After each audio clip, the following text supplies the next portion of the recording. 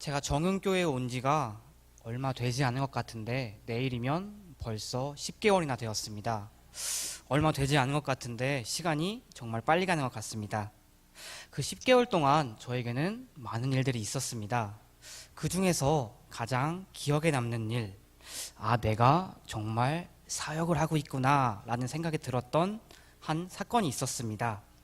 그거는요, 저에게 아주 대답하기 힘든 신학적인 질문을 제가 받았던 일입니다. 그 질문은요, 바로 전도사님, 근데요, 공룡도 천국에 갔나요? 라는 정말 고차원적이고 어려운 질문이었습니다. 누가 한 질문인지 아시겠나요? 바로 제가 맡고 있는 유치부의 5살짜리 친구가 저에게 눈을 크게 뜨고 와가지고 했던 질문이었습니다.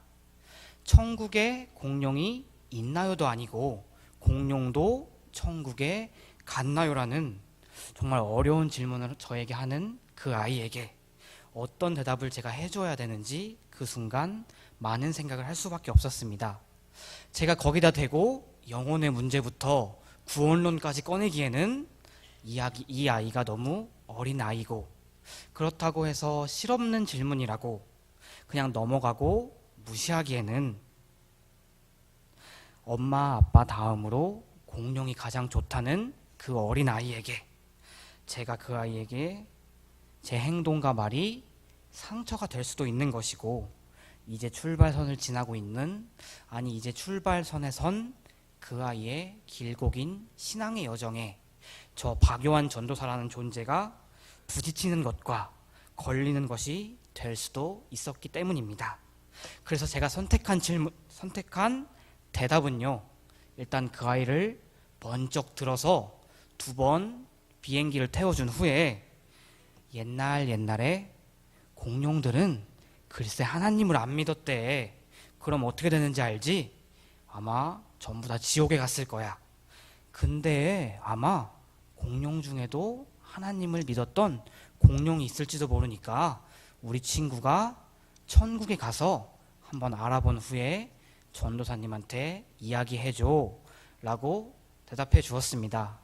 그런데 생각해 보니까 제 대답이 조금 이상한 것 같아서 얼마 전에 다시 한번 그 질문을 그 아이에게 해보았는데, 다행히도 그 아이는 본인이 그런 질문을 했다는 걸 자체를 기억하고 있지 못했던 적이 있습니다. 이렇게 순수하고 작은 어린아이부터 연세가 지긋하신 어르신들까지 우리는 모두 하나님께서 창세 전에 택하여 주신 우리는 하나님 나라로 향하는 길고 긴 신앙의 여정을 보내고 있습니다. 그 여정 가운데 즐겁고 기쁜 일도 많이 있지만 동시에 우리를 슬프게 하고 실족하게 하는 많은 걸림돌도 동시에 존재합니다. 우리를 실족하게 하는 걸림돌 중에서 오늘 말씀에서 사도 바울은 우리 자신이 다른 이에 부딪히는 것과 걸리는 것이 될 수도 있으니 주의하라고 이야기하고 계십니다. 천국이 내가 못 가야 내가 가는 무한 경쟁 체제도 아니고, 도대체 어느 누가 의도적으로 우리의 믿음의 형제들을 실족하게 하려고 하겠습니까?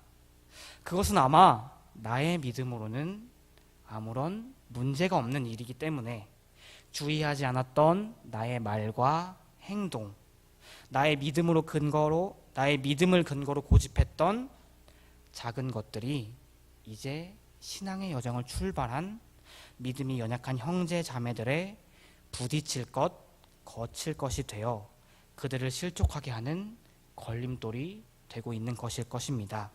바로 이것을 사도 바울은 오늘 말씀을 통해 우리에게 이야기하고 계십니다. 오늘 말씀 13절을 우리 함께 읽어보도록 하겠습니다. 13절입니다. 그런즉 우리가 다시는 서로 판단하지 말고 도리어 부딪힐 것이나 거칠 것으로 형제 앞에 두지 아니할 것을 주의하라. 바울은 부딪힐 것이나 거칠 것을 형제 앞에 두지 말라고 이야기하고 있습니다. 여기서 부딪힐 것에 해당되는 헬라어 프로스콤마, 거칠 것에 해당되는 헬라어 스칸달로는 그 유래를 따라가 보면 사실 매우 유사한 뜻을 가지고 있습니다. 먼저 프로스콤마는 발에 걸리는 장애물을 뜻하는 단어에서 유래되어져 왔고, 스칸달로는 동물을 잡는 올가미라는 단어에서 유래되어 왔습니다. 바울 사도는 이렇게 유사한 뜻을 가진 두 단어를 연속해서 배치함으로 나의 말이나 행동이 연약한 신앙의 형제들의 신앙과 충돌하게 되어 그것으로 말미암아 걸려 넘어지게 하지 않도록 주의하라고 믿음이 강한 신앙의 선배들에게 매우 강하게 권고하고 있는 것입니다. 바울의 서신이 로마 교회로 보내졌을 당시에 로마 교회는 음식이 신학의 형제들 간에 가장 큰 걸림돌로 남아 있었습니다. 도대체 로마 교회에 어떤 일이 있었기 때문에 그냥 단순히 먹을 음식에 문제가 있다고 이야기하는 것일까요? 당시 로마 제국의 지도자들은 로마 시민들의 불만을 낮추기 위해 마치 우리나라의 제5공화국 시기에 전두환 정권이 3S라는 정책을 펼쳤던 것처럼 그 3S 정책의 기원이 되는 우미나 정책을 펼치고 있었습니다. 그 정책을 로마인들은 빵과 서커스라고 불렀다고 합니다. 이 정책은 매달 시민들을 위해 검투사 경기나 전차 경주를 무상으로 보여주는 것과 여러 향락시설을 건설해서 무료로 개방하는 것, 그리고 마지막으로는 음식을 무상으로 제공하는 것이었습니다. 당시 로마에 살던 기독교인들에게 앞에 두 가지는 당연히 금해야만 했던 것이었습니다. 그런데 마지막 무료로 나눠주는 음식이 문제가 된 것입니다. 그 이유는 이렇게 나누어주던 음식들의 대부분이 로마인들이 섬기던 이방신들에게 우상신의 제사에 쓰여졌던 음식을 무상으로 나누어 주었기 때문입니다. 로마의 기독교인들 중에는 신앙이 강했던 분들도 계셨지만 아직은 신앙이 확실하게 서지 않았던 분들도 상당수 존재했습니다.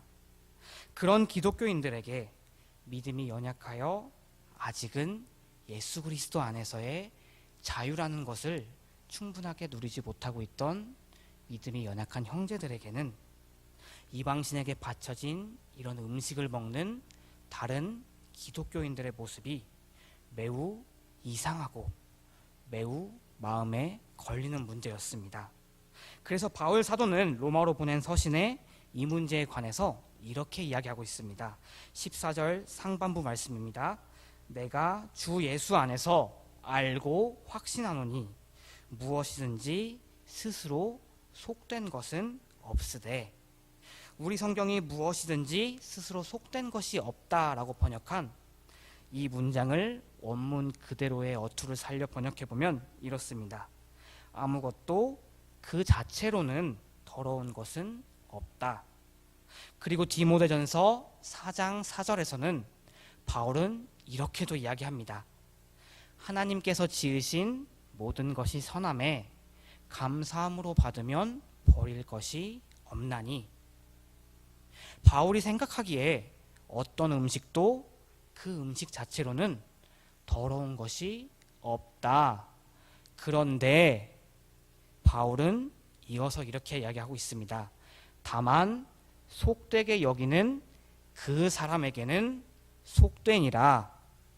믿음이 강한 나나 이 편지를 받고 있는 당신들은 모든 음식은 하나님께서 주신 것이기 때문에 전혀 더러운 것도 없고, 그들이 섬기는 이방신들은 헛된 것이고 존재하지 않는 거짓신들이기 때문에 그들에게 바쳐줬다고 해서 아무런 문제가 없다 여길지도 모르겠지만 우리의 형제들, 아직 믿음이 약한 형제들의 입장에서는 이방신에게 드려진 그 제물이 너무나도 꺼림칙하게 여겨지고 그런 음식을 먹는 당신들의 모습이 정말 이상할지도 모릅니다 라고 바울 선생님은 편지를 통해 이야기하셨습니다.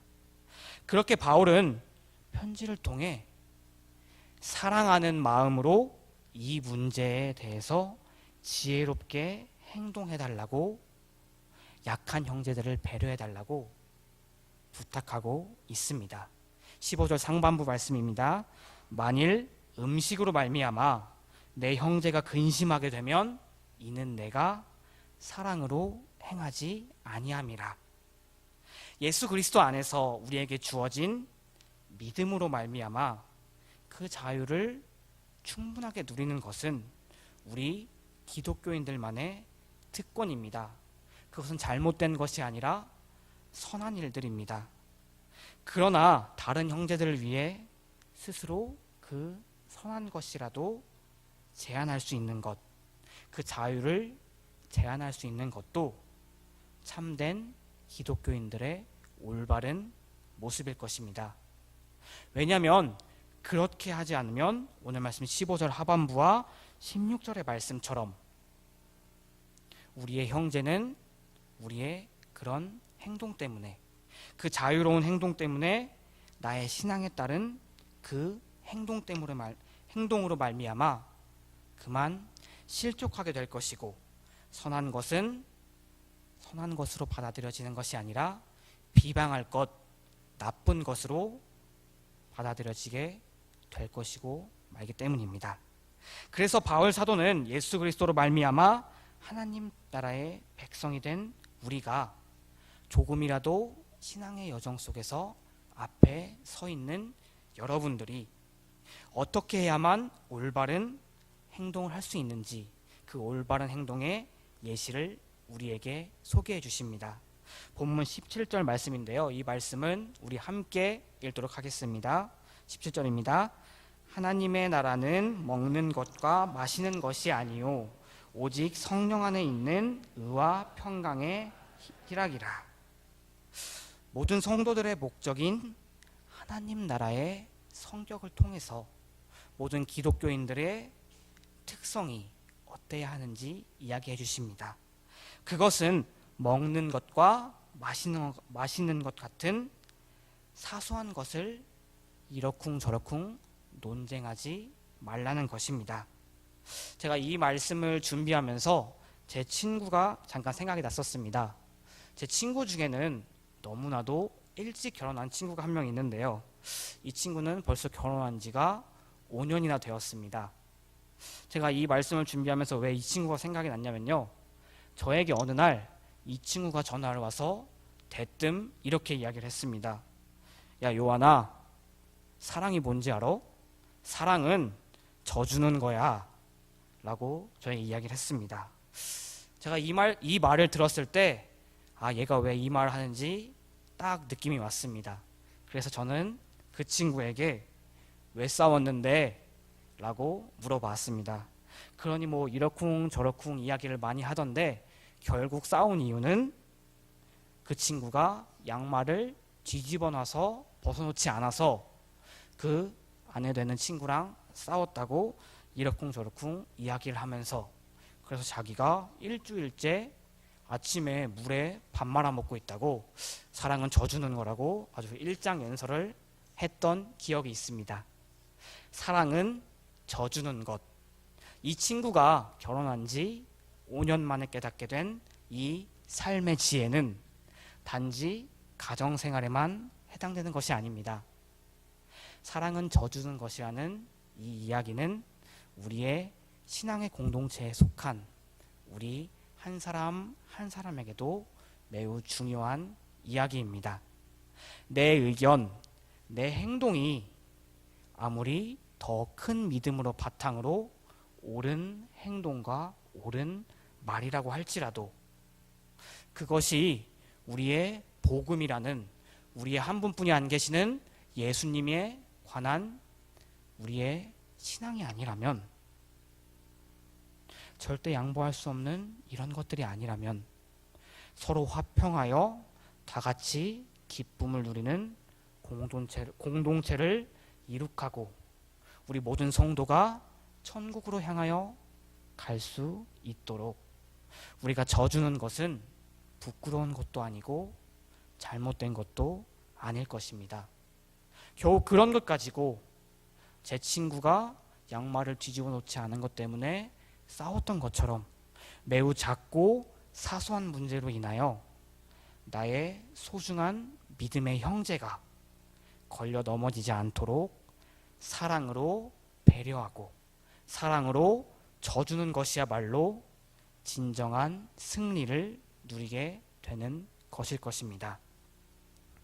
그렇게 예수님을 따르며 화평과 기쁨의 공동체를 이루며 나아갈 때 하나님께서는 우리의 여정의 끝에서 우리를 보고 우리를 기쁨으로 맞이해 주실 것이고 우리를 영원한 천국에서 영생 복락 그 복을 누릴 수 있도록 하여 주실 것입니다. 그리고 그런 모습은 하나님의 기쁨이 되는 것과 동시에 다른 믿음의 형제 자매들에게는 우리의 모습이 참된 그리스도인의 본으로 남게 될 것입니다. 오늘 본문 마지막 말씀인 18절을 함께 읽어보도록 하겠습니다. 18절입니다. 이로써 그리스도를 섬기는 자는 하나님을 기쁘게 하며 사람에게도 칭찬을 받느니라. 아멘. 이제 말씀을 맺으려고 합니다. 우리는 흔히 자주 한국교회는 위기다라는 이야기를 계속해서 듣곤 합니다. 어떤 위기가 있는지 한 교수님이 청년들 2135명을 대상으로 왜 당신은 교회를 떠나게 되셨습니까? 라는 설문을 했다고 합니다. 이 설문의 결과 53.6% 대략 과반수 이상의 청년들이 교회에서 관계에 상처가 있어서 목회자와 다른 성도님들과의 관계에서 좀 아픈 일이 있게 되어서 교회를 떠나게 됐다라고 응답했다고 합니다. 이 조사가 2015년에 있었던 조사인데요. 3년이 지난 지금도 여전히 우리 한국교회는 위기다라는 이야기가 계속해서 나옵니다. 여전히 교회를 떠나는 사람들을 보면 하나님 때문에 교회를 떠나겠다는 사람은 거의 존재하지 않습니다. 여전히 사람 때문에 믿음의 형제 자매가 그 사람에 부딪힐 것, 거칠 것이 되어 그 형제 때문에 실족하게 되어 떠나는 사람들이 너무나도 많습니다. 이런 상황 속에서 우리 정연교회는, 이 정연교회 공동체는 어떻게 해야 하는지 오늘 바울 선생님은 우리에게 로마서 말씀을 통해 이야기해 주십니다. 우리 정연교회는 이 땅에서 로마서 14장 19절에 오늘 말씀에서 이어지는 저 말씀처럼 화평의 일과 서로 덕을 세우는 일을 힘쓰는 사랑의 공동체가 서로 배려하고 서로 져줄 수 있는 공동체가 되어서 하나님을 기쁘시게 하며 사람들에게도 칭찬을 받을 수 있는 항상 승리하는 공동체가 되어야만 할 것입니다. 함께 기도하시겠습니다.